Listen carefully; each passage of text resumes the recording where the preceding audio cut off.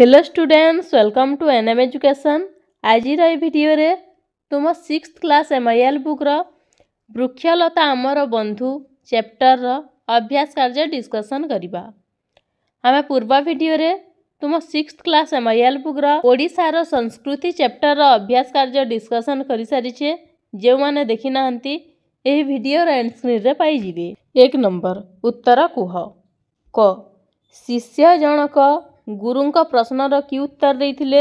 उत्तर शिष्य जनक गुरुंकु कहिले, गुरुदेव मु केते गाँ गंडा बण जंगल ओ पहाड़ पर्वत बुलिली, केउठी गोटिए हेले अदरकारी गछ बा लता देखिली नहीं। प्रत्येक गछ लतार उपकारिता अछि। प्रत्येक उद्भिदर औषध गुण भरी रहिछि। सते जेपरि मनीष ओ पशुपक्षींकु रोगमुक्त करी सेमानंकु सुस्थ सबल रखिबा पई सेमाने जन्म नेइछंती। ख चरक केउ शास्त्र लिखि प्रसिद्धि लाभ करिसंती? उत्तर चरक चरक संहिता शास्त्र लिखि प्रसिद्धि लाभ करिसंती। ग वृक्षारोपण अधिक पुण्य कार्य बोली काहेकि कुहा जायछि? काहेकि ना वृक्षलता मनुष्यर एकांत उपकारी बंधु। तेणु सुसंतान मानंकु जन्म देवा अपेक्षा वृक्षारोपण अधिक पुण्य कार्य बोली पुराण रे कुहा जायछि। एही कारणरु पूर्वे वृक्षारोपण करी लोके आनंद अनुभव करुथिले। प्रश्न घ आलोक संश्लेषण प्रक्रिया रे वृक्षलता कोन करंती? यार उत्तर हबो वृक्षलता आलोक संश्लेषण प्रक्रिया रे वायुरु अंगारकाम्ल बाष्प ग्रहण करी अम्लजान छाड़ंती। प्रश्न म वृक्षलता निकटरे आमे ऋणी बोली कहिबार कारण कोन? उत्तर वायुमंडलर विशुद्धता, वृष्टिपात, मृत्तिका संरक्षण, विभिन्न खाद्य पानीय, वस्त्र ओ बासगृह इत्यादि पई आमे वृक्षलता निकटरे एकांत ऋणी अटु। प्रश्न 2 उत्तर लेख। क आम ओडिसार केउ अंचल रे अल्प वृष्टि होई थाए? उत्तर आम ओडिसार कलाहांडी जिल्ला रे अल्प वृष्टि होई थाए। ख जंगल काटी देबा द्वारा आमर की क्षति हेउछि? यार उत्तर हबो जंगल काटिबा फल रे मृत्तिका क्षय होई माटी शुष्क, टांगरा ओ अनुर्वर होई जाउछि। अरण्य लब्ध बहु औषध, खाद्य पदार्थ ओ कंचामालर अभाव बढ़ी चलीछि। अनेक पशु पक्षी लोप पाइलेणी। वायुमंडल रे अंगारकाम्लर परिमाण फल रे वायुमंडल प्रदूषित हेउछि। वृष्टिपातर परिमाण ह्रास पाउछि। मरुड़ी भली परिस्थिति सृष्टि हेउछि। ग वृक्षलता को सबुज स्वर्ण बोली कहिबार यथार्थता कोन?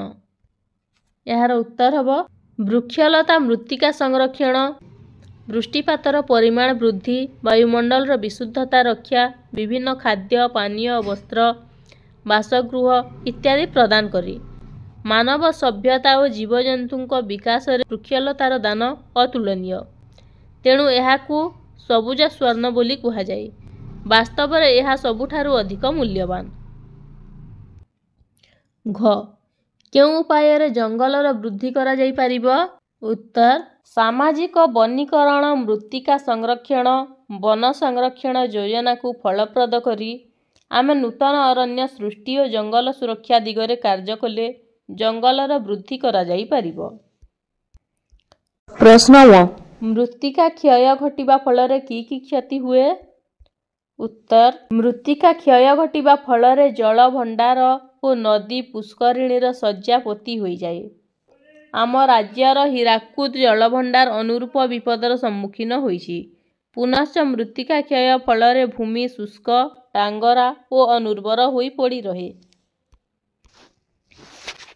च उद्भिद जगतर बिना साहाय्य रे प्राणी जगत बंचिबा असंभव काहेकि? काहेकि ना प्राणी जगतर बिना साहाय्य रे उद्भिद जगत बंची पारे, मात्र उद्भिद जगत बिना प्राणी जगत बंचिबा असंभव।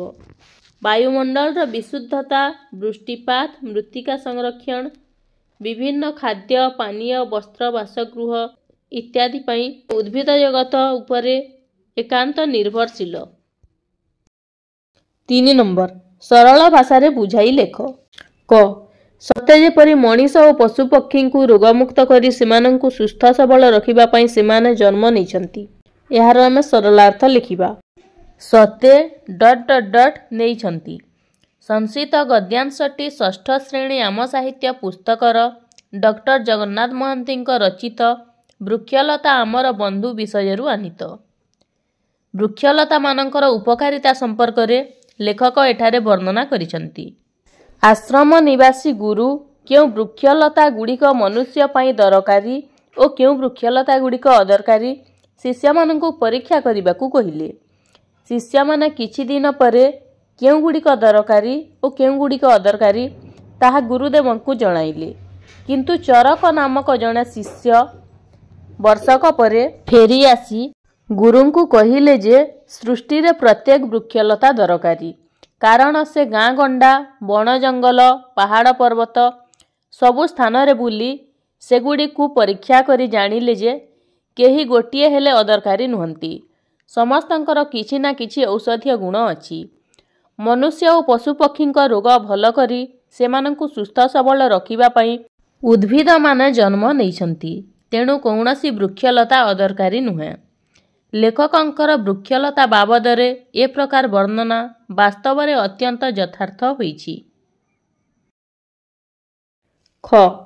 ସମ୍ପ୍ରତି ବୃକ୍ଷଲତା ଅଭାବରେ ମନୁଷ୍ୟ କିପରି ବିପଦର ସମ୍ମୁଖୀନ ହୋଇଛି ତାହା ସହଜରେ ଅନୁମେୟ। ଏହାର ମଧ୍ୟ ସରଳାର୍ଥ ଲେଖିବା। ସମ୍ପ୍ରତି ...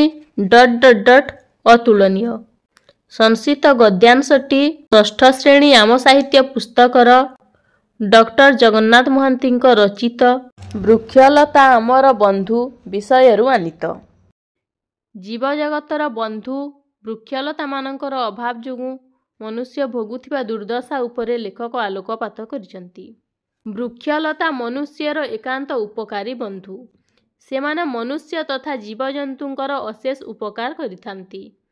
ପରିବେଶ ସୁରକ୍ଷା, ମୃତ୍ତିକା ସଂରକ୍ଷଣ, ଜଳବାୟୁ ନିୟନ୍ତ୍ରଣ ତଥା ମନୁଷ୍ୟକୁ ଖାଦ୍ୟ, ପାନୀୟ ଓ ତା'ର ନିତ୍ୟ ବ୍ୟବହାର୍ଯ୍ୟ ପଦାର୍ଥ ଯୋଗାଇବାରେ ବୃକ୍ଷଲତାଙ୍କର ଅବଦାନ ଅତୁଳନୀୟ। ବୃକ୍ଷଲତାର ଅଭାବରେ ଅନିୟମିତ ବୃଷ୍ଟି ଯୋଗୁଁ ପୃଥିବୀର ବିଭିନ୍ନ ସ୍ଥାନରେ ଅନାବୃଷ୍ଟି, ଦୁର୍ଭିକ୍ଷ, ମରୁଡ଼ି ଆଦି ଦେଖା ଦେଉଛି। ବୃକ୍ଷଲତାର ଅଭାବ ଯୋଗୁଁ ବାୟୁମଣ୍ଡଳର ଅଙ୍ଗାରକାମ୍ଳ ଗ୍ୟାସ ବୃଦ୍ଧି ହୋଇ ବାୟୁମଣ୍ଡଳର ପ୍ରଦୂଷଣ ବୃଦ୍ଧି ପାଉଛି। ବୃକ୍ଷଲତାର ଅଭାବ ଯୋଗୁଁ ବହୁ ଦେଶରେ ମରୁଭୂମିର ଆୟତନ ବଢ଼ି ବଢ଼ି ଚାଲିଛି। ଏହି ଦୃଷ୍ଟିରୁ ବିଚାର କଲେ ବୃକ୍ଷଲତାର ଅଭାବରେ ମନୁଷ୍ୟ ନାନାବିଧ ଅସୁବିଧା ସମ୍ମୁଖୀନ ହେଉଅଛି। ପ୍ରକୃତରେ ଲେଖକଙ୍କର ଏହି ବର୍ଣ୍ଣନା ଅତ୍ୟନ୍ତ ଯଥାର୍ଥ ହୋଇଛି। 4 ନମ୍ବର. ମୁକ୍ତ ଶବ୍ଦ ଲଗାଇ ଯେଉଁପରି ରୋଗମୁକ୍ତ ଶବ୍ଦ ହୋଇଛି ସେହିପରି ମୁକ୍ତ ଲଗାଇ ଆଉ 3ଟି ଶବ୍ଦ ଲେଖ। କ'ଣ ହେବ? ନିଶାମୁକ୍ତ, ଦୋଷମୁକ୍ତ, ବନ୍ଧନମୁକ୍ତ। 5 ନମ୍ବର. ଯେପରି ସମ୍ପ୍ରସାରଣ ଶବ୍ଦରୁ ସମ୍ପ୍ରସାରିତ, ନିର୍ମାଣ ଶବ୍ଦରୁ ନିର୍ମିତ ହୋଇପାରୁଛି ସେହିଭଳି ତଳ ଲିଖିତ ଶବ୍ଦଗୁଡ଼ିକର ରୂପ କ'ଣ ହେବ ଲେଖ। ପଠନରୁ କ'ଣ ହେବ? ପଠିତ, ଗ୍ରହଣ, ଗୃହୀତ, ଲିଖନ, ଲିଖିତ, ଚର୍ବଣ, ଚର୍ବିତ, କମ୍ପନ, କମ୍ପିତ। 6 ନମ୍ବର. ପଶୁ ଓ ପକ୍ଷୀ ମିଶିଲେ ପଶୁପକ୍ଷୀ ହେଉଛି। ସେହିପରି 5ଟି ଯୋଡ଼ା ଶବ୍ଦ ଏହି ପାଠରୁ ଖୋଜି ଲେଖ। କ'ଣ ହେବ? ପାହାଡ଼ ପର୍ବତ, ଗାଁ ଗଣ୍ଡା, ରାସ୍ତାଘାଟ, ବଣ ଜଙ୍ଗଲ, ବୃକ୍ଷଲତା। 7 ନମ୍ବର. ଶ୍ୟାମଳ ଅରଣ୍ୟ। ଏଠାରେ ଶ୍ୟାମଳ ଶବ୍ଦଟି ଏକ ବିଶେଷଣ ପଦ। ସେହିପରି ଅରଣ୍ୟ ପୂର୍ବରୁ ଆଉ 3ଟି ବିଶେଷଣ ପଦ ଲଗାଇ ନୂଆ ଶବ୍ଦ ଲେଖ। ତାହେଲେ କ'ଣ ହେବ? ଘଞ୍ଚ ଅରଣ୍ୟ, ସୁନ୍ଦର ଅରଣ୍ୟ, ନିବିଡ଼ ଅରଣ୍ୟ। ଉପକାର ଶବ୍ଦ ସହିତ ଦୀର୍ଘଇ ଲାଗିଲେ ଉପକାରୀ ହେଉଛି। ସେହିପରି ଶେଷରେ ଦୀର୍ଘଇ ଲାଗିଥିବା 5 ଗୋଟି ଶବ୍ଦ ମନରୁ ଭାବି ଲେଖ। କ'ଣ ହେବ? ସରକାରୀ, ଧନୁର୍ଧାରୀ, ଦଣ୍ଡଧାରୀ, ତପଚାରୀ, ଜଟାଧାରୀ। 9 ନମ୍ବର. ତଳେ ଦିଆଯାଇଥିବା ଅନୁଚ୍ଛେଦରୁ ଓ ଏବଂ ମାତ୍ରା ଉଠାଇ ନିଆଯାଇଛି। ଯଥାସ୍ଥାନରେ ସେଗୁଡ଼ିକୁ ଯୋଗ କରି ଅନୁଚ୍ଛେଦଟିକୁ ଆଉଥରେ ଲେଖ। ବୃକ୍ଷଲତା ମୃତ୍ତିକା ସଂରକ୍ଷଣରେ ମଧ୍ୟ ସାହାଯ୍ୟ କରିଥାନ୍ତି। ସେମାନେ ଭୂମି ଭିତରେ ଚେର ବିସ୍ତାର କରି ଏବଂ ଉପରେ ତାଳପତ୍ର ଢାଙ୍କି ବର୍ଷା ଓ ଜଳସ୍ରୋତରୁ ମୃତ୍ତିକାକୁ ରକ୍ଷା କରନ୍ତି। ମାତ୍ର ଯେଉଁ ଅଞ୍ଚଳରେ ଜଙ୍ଗଲ ନଷ୍ଟ ହୋଇଯାଏ ସେଠାରୁ ସହଜରେ ମାଟି ଧୋଇ ହୋଇଯାଏ। ସେହି ଭୂମି ଶୁଷ୍କ, ଟାଙ୍ଗର ଓ ଅନୁର୍ବର ହୋଇ ପଡ଼ି ରହେ। ଏହିପରି ଭାବରେ ଲେଖିନେବା। 10 ନମ୍ବର ବନ୍ଧନୀ ମଧ୍ୟରୁ ଉପଯୁକ୍ତ ଶବ୍ଦ ବାଛି ନିମ୍ନ ବାକ୍ୟଗୁଡ଼ିକରେ ଥିବା ଶୂନ୍ୟସ୍ଥାନକୁ ପୂରଣ କରି ଲେଖ। କ ସେମାନଙ୍କ ଶିକ୍ଷା କେବଳ ଡ୍ୟାସ୍ ମଧ୍ୟରେ ସୀମିତ ନୁହେଁ। ଏଇଟା କ'ଣ ହେବ? ପୁସ୍ତକ ପଠନ। ସେମାନଙ୍କ ଶିକ୍ଷା କେବଳ ପୁସ୍ତକ ପଠନ ମଧ୍ୟରେ ସୀମିତ ନୁହେଁ। ଖ ବୃକ୍ଷଲତା ଡ୍ୟାସ୍ ହେବାରେ ସାହାଯ୍ୟ କରନ୍ତି। କ'ଣ ହେବାରେ ସାହାଯ୍ୟ କରନ୍ତି? ବୃକ୍ଷଲତା ବର୍ଷା ହେବାରେ ସାହାଯ୍ୟ କରନ୍ତି। ଗ ଏଥର ତୁମେ ଫେରିଯାଅ। ସମାଜ ଡ୍ୟାସ୍ରେ ମନୋନିବେଶ କର। ଏଇଟା କ'ଣ ହେବ? ସମାଜ ସେବାରେ ମନୋନିବେଶ କର। 11 ନମ୍ବର ବା ଶେଷ ପ୍ରଶ୍ନ ଦେଖିବା।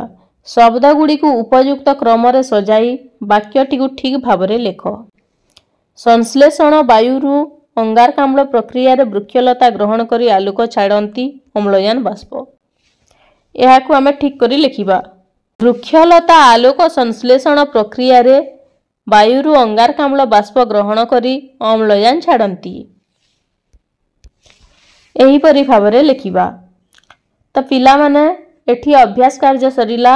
ଯଦି ଭିଡ଼ିଓଟି ଭଲ ଲାଗିଥାଏ ତାହେଲେ ଗୋଟିଏ ଲାଇକ୍ କରିଦିଅ।